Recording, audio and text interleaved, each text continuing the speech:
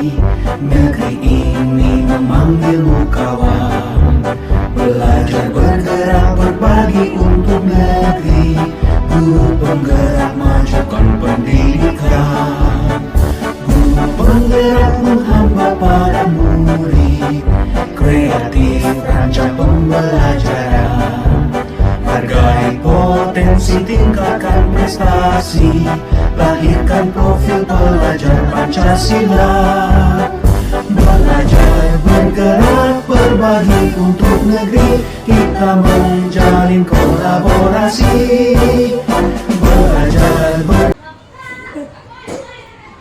Assalamualaikum warahmatullahi wabarakatuh. Perkenalkan, saya Yanti Bakar, calon guru penggerak Angkatan 11 Kota Padang. Hari ini saya ditemankan oleh rekan sejawat saya. Nama saya Rista Deni, saya mengajar di kelas 1B di SD 37 Alang Lawas. Kami akan melakukan percakapan pra-observasi dan kegiatan observasi. Terima kasih. Assalamualaikum warahmatullahi wabarakatuh.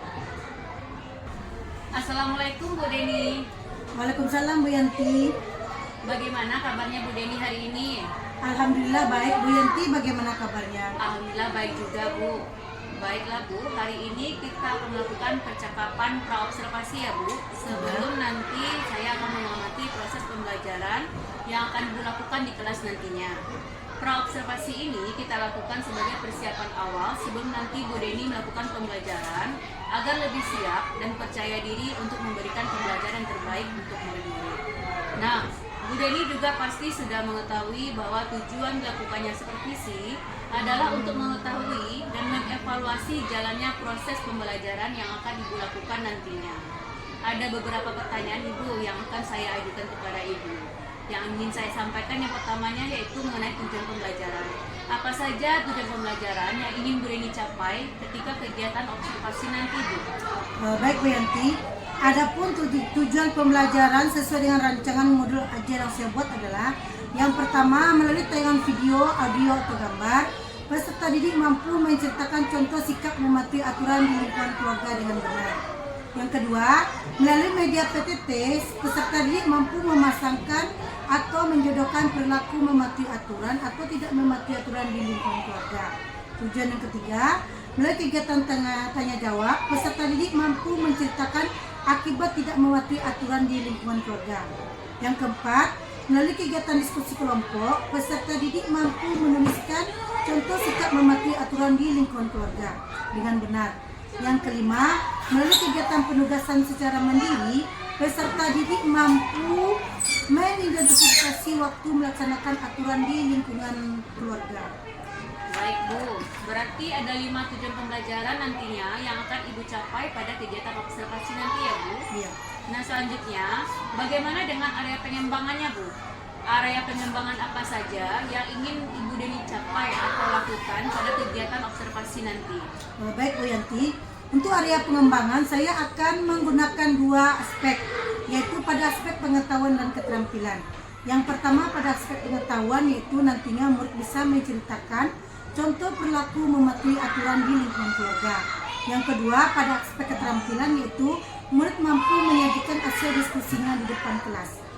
Baik Bu, jadi ada pengembangan yang ingin Ibu capai pada kegiatan observasi ini ada 2 ya Bu ya, yaitu area pengembangan pengetahuan dan area pengembangan keterampilan.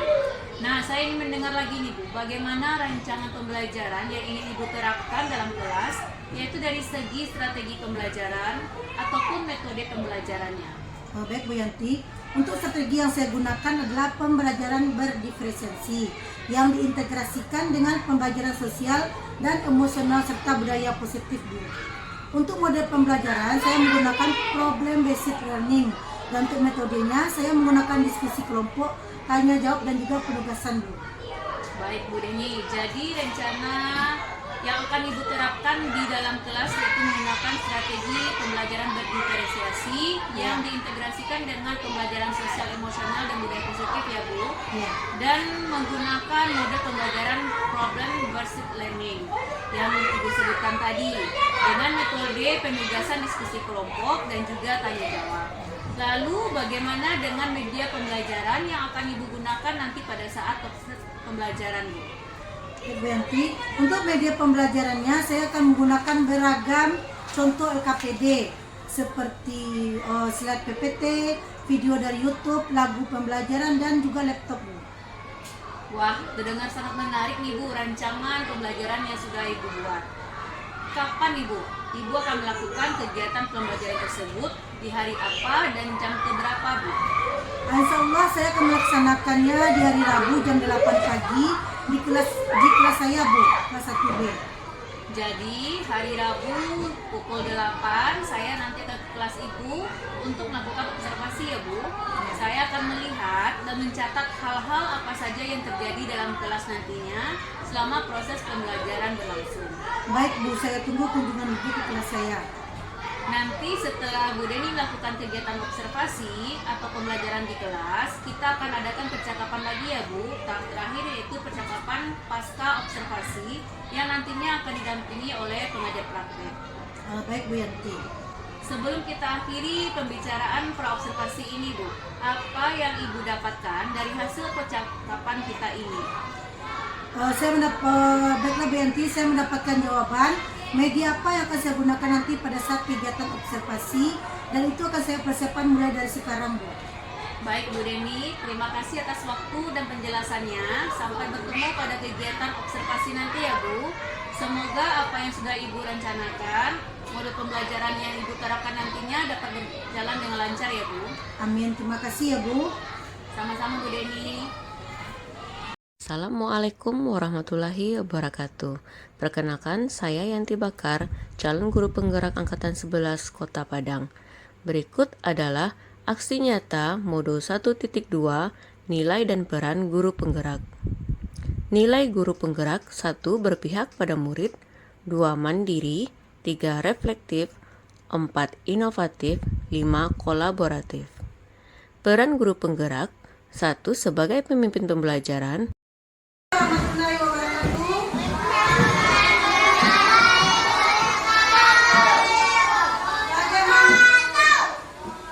Bagaimana kabar anak-anak Ibu hari ini? Sehat semuanya? Dan Ibu, nah sekarang coba lihat teman di sampingnya. Siapa yang tidak datang, ada datang teman. Kita tengok. Ya,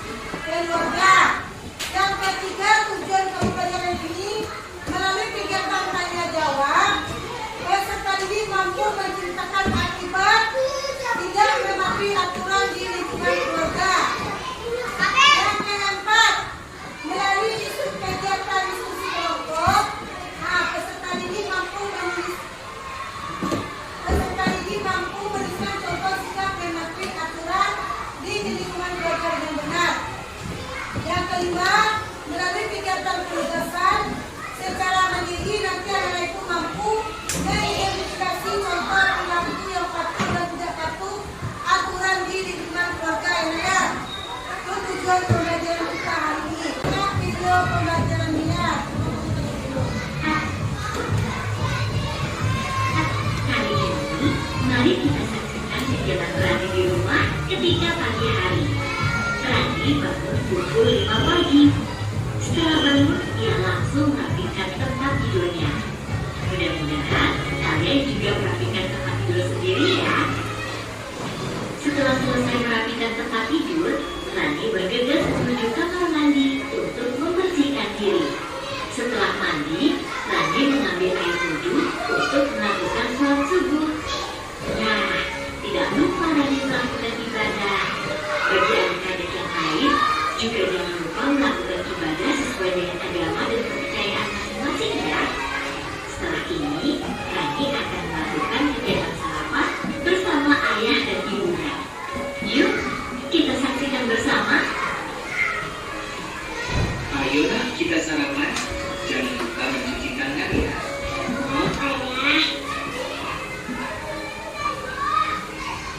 Setelah mencuci tangan, Rani mengambil makanan secukupnya.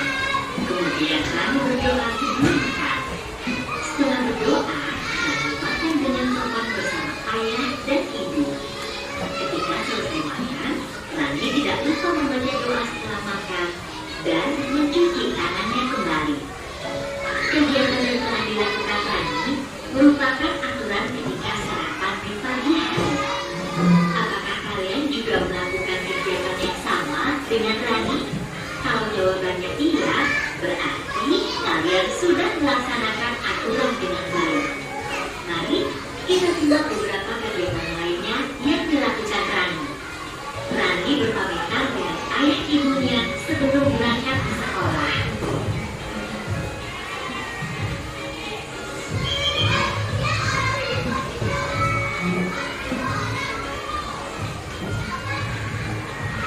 Tidak terasa ya, hari sudah malam. Yuk, kita lihat kegiatan berikutnya. Rani sudah berada di rumah.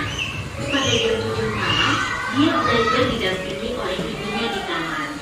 Setelah belajar, dia bersiap untuk tidur karena sudah jam 9 malam. Tidak lupa, sebelum tidur ia menggosok gigi, lalu berdoa terlebih dahulu. Iya, adik-adik hebat. Itulah beberapa kegiatan Rani dalam satu hari. Dalam kegiatan tersebut terdapat aturan juga sarapan. Kami harap adik-adik hebat dapat melakukannya juga di rumah masing-masing ya. Nah, sekarang coba adik-adik pikirkan.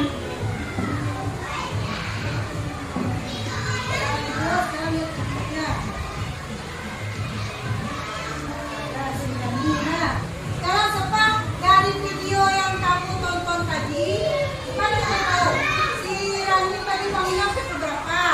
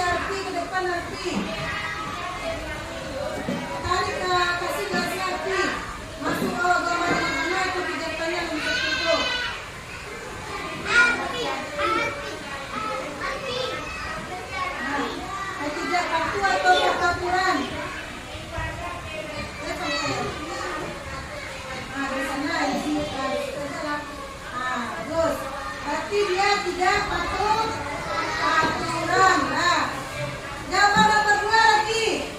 Pukul berapa dia bangun nih? Pukul 5 pagi. Patuh aturan atau tidak patuh dia nih? Siapa bisa ke depan memasangkannya gambarnya? Siapa bisa? Coba si Dipa ke depan. Mau sampai Dipa.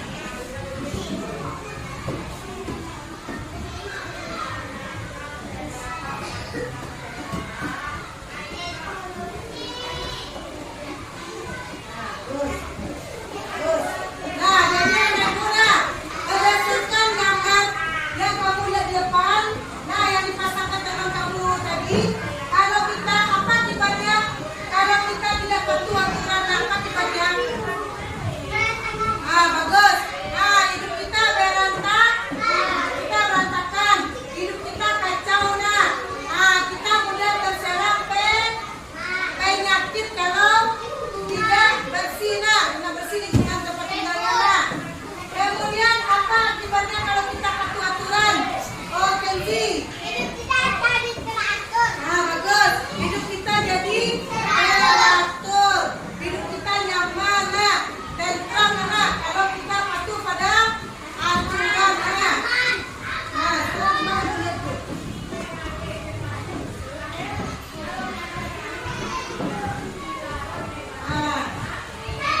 Jadi kata Sinabil, kalau kita tidak patuh pada aturan, kita akan kacau, berantakan. Itu akibatnya. Jadi kalau kita patuh pada aturan, kita akan nyaman, akan tentram, akan geram, akan teratur. Itu tadi manfaat atau akibat dari patuh atau tidak patuh aturan. Nah, kita lanjut gambar berikutnya. Coba kamu perhatikan gambar yang pertama ini apa ini? Bukan? Menolong ibu, menolong apa dia tuh? Mana di situ?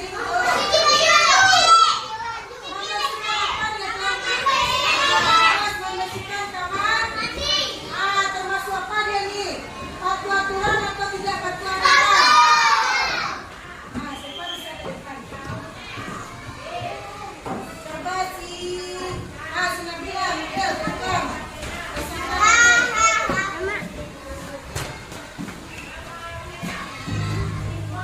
Bagaimana tuh patuh aturan atau tidak patuh aturan atau patuh aturan?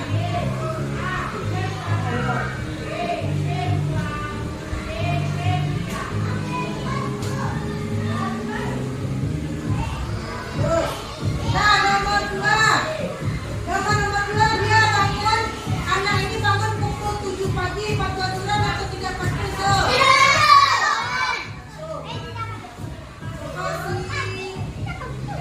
Siapa lagi? Saren, coba lepas Saren.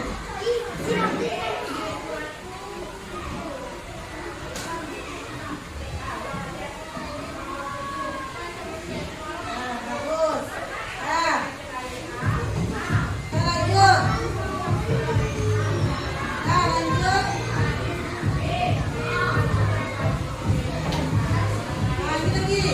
Lanjut yang berikutnya. Lihat gambar kamu perhatikan gambar berikutnya lagi. Apa dia sebelum makan ini? Membaca. Masuk apa tuh? Patuh aturan atau tidak patuh? Apa lagi? Si kalian.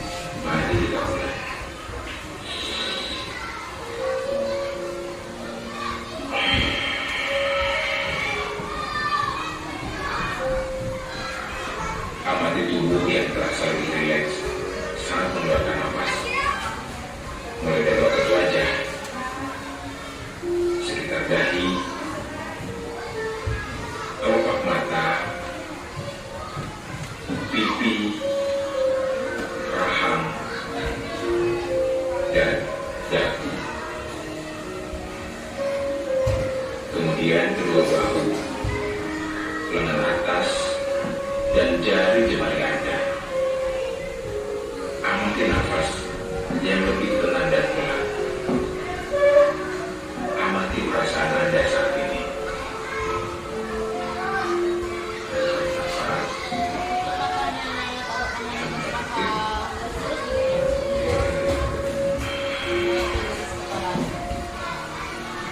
Amati pikiran Anda saat ini. Apakah yang Anda pikirkan saat ini? Apakah pilihan yang akan Anda lakukan setelah ini?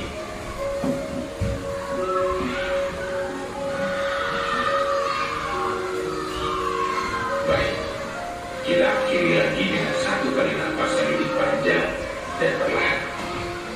Mari kita hitung dalam hitungan 5 untuk menarik nafas dan 5 hitungan 3 untuk membuang nafas.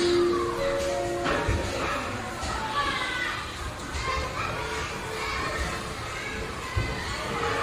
Mari lepasin.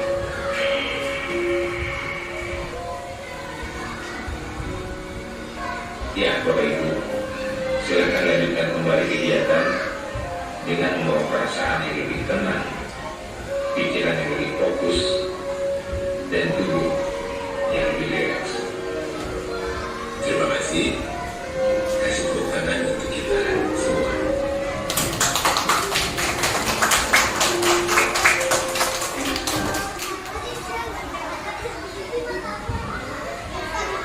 Bagaimana para saudaraku sudah melakukan teknik stop tadi? Bagaimana perasaannya? Bagaimana perasaannya sudah melakukan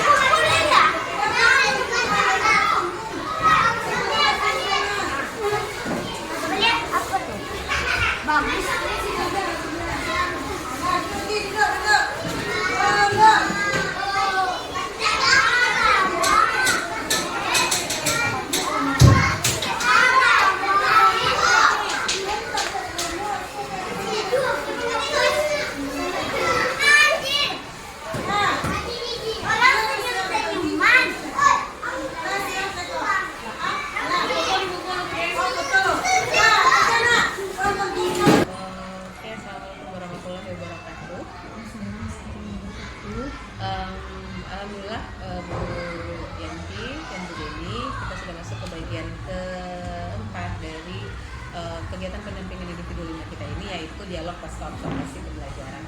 Seperti yang sudah kita ketahui, pada PI 4 kemarin Bu Yanti diminta untuk melakukan pengimbasan tentang pembelajaran berdiferensiasi, kompetensi sosial emosional dan budaya positif terhadap rekan sejawat, gitu ya. Mulai dari pemahaman tentang pembelajaran berdiferensiasi seperti apa, setelah itu bagaimana cara pembuatan modul, dan sampai bagaimana cara menampilkan di depan kelas, gitu ya. Dan Bu Yanti diminta untuk melakukan supervisi akademik terhadap rekan yang diimbaskan dengan proses yang pertama melakukan praobservasi, setelah itu kegiatan observasi di kelas Ibu Deni, dan hari ini kita tutup kegiatan supervisi akademik Bu Yanti itu dengan dialog pasca observasi pembelajaran. Dialog pasca observasi pembelajaran ini akan dibicarakan adalah hasil pemantauan Bu Yanti selama Bu Yanti melaksanakan observasi di kelas Bu Deni. Jadi sudah siap Bu Yanti? Silakan Bu Yanti. Selamat siang Bu Deni. Selamat siang juga Bu Yanti. Apa kabar Bu Deni hari ini? Kabar saya baik Bu Yanti. Baiklah Bu Deni, seperti yang telah saya sampaikan pada kegiatan observasi kemarin, bahwa setelah kegiatan observasi kita akan melakukan percakapan pasca observasi yang akan didampingi oleh IPP. Nah, baik Bu, di percakapan pasca observasi ini saya akan memberikan pertanyaan-pertanyaan kepada Ibu terkait dengan jalannya proses pembelajaran yang telah Ibu lakukan pada kegiatan observasi kemarin. Untuk mengevaluasi sejauh mana proses pembelajaran yang telah Ibu lakukan. Untuk pertanyaan pertama, bagaimana perasaan Bu Deni ketika kita melakukan kegiatan observasi kemarin? Ketika saya observasi kemarin ya Bu ya, ada perasaan dan deg-deg Bu Yanti. Karena kan biasanya yang mengobservasi saya kan kepala sekolah. Sekarang yang mengobservasi saya kan teman sejawat. Tapi alhamdulillah ketika saya melakukan observasi dapat berjalan dengan lancar dan kondusif. Jadi kegiatan observasinya sudah berjalan dengan baik dan lancar ya Bu Deni ya. Iya. Nah, bisa diceritakan kembali Bu Deni, area pengembangan apa yang dilakukan ketika melakukan observasi, kemudian langkah-langkah atau tahapan-tahapan pembelajaran apa yang sudah dilakukan di dalam kelas. Untuk tahapan pertama ya Bu Yanti, saya akan menggunakan area pengembangan untuk area pengetahuan dalam proses pembelajaran. Di mana nantinya peserta didik dapat menceritakan contoh perilaku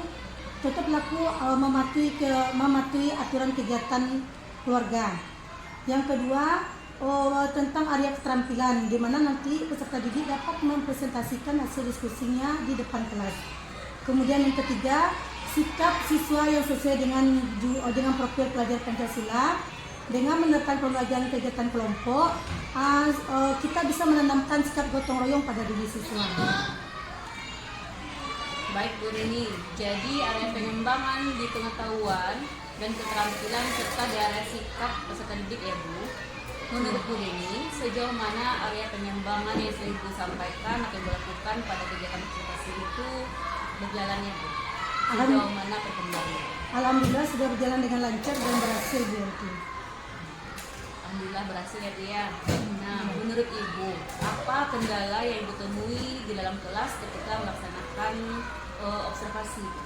Kendala yang saya temui adanya beberapa peserta didik yang tidak ikut dalam kegiatan belajar kelompok Bu Yanti. Maksudnya di sini peserta didik tersebut kurang aktif dalam kegiatan diskusi. Baik Bu, jadi ada beberapa siswa mungkin ya Bu ya, yang dalam anggota kelompoknya yang kurang aktif, kurang berperan serta gitu dalam kegiatan observasi. Ya seperti itu Bu Yanti. Nah, kira-kira menurut Ibu, mengapa hal tersebut bisa terjadi? Mungkin karena pembagian kelompok yang kurang kondusif Bu Yanti, seperti pembagian gaya belajar siswa yang audio, yang visual serta kinestetik.